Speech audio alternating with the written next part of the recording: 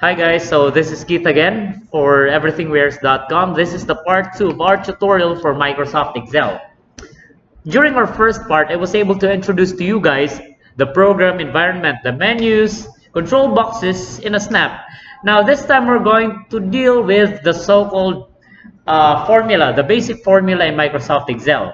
So to deal with the formula, you need to know how is it going to be. So for example, if you're going to insert a formula, always remember to start with an equal sign, okay, just like that.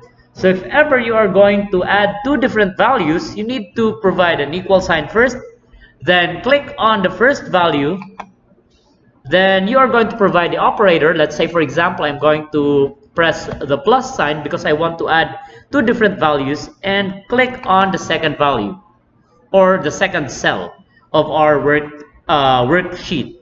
Then press your enter key. Now as you can see in here, we have no result. Actually, the total is 0. It's because the cells that are representing this formula doesn't have any value on it.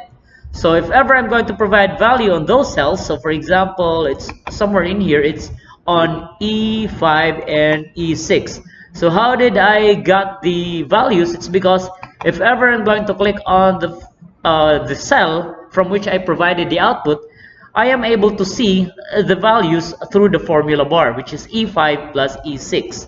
So if ever I'm going to change the values of E5 and E6, for example, I'm going to provide 65, and on the other cell I'm going to provide 85, then automatically you will be able to see that the result has changed to 150.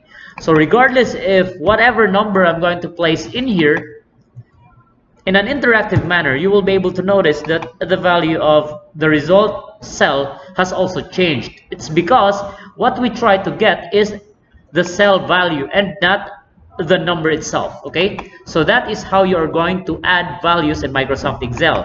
Now if ever you want to change the operator, something like a minus sign, you're just going to change plus to minus, then hit your enter key, then automatically it will be changed accordingly. So whatever you're going to place in here, it will subtract the values as well.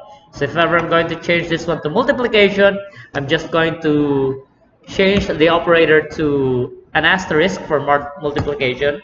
And if ever I'm going to change this one to division, I'm going to change this one to something like a forward slash. There you go. So that's how you deal with the basic arithmetic operators in Microsoft Excel. So this is Keith again, and thank you.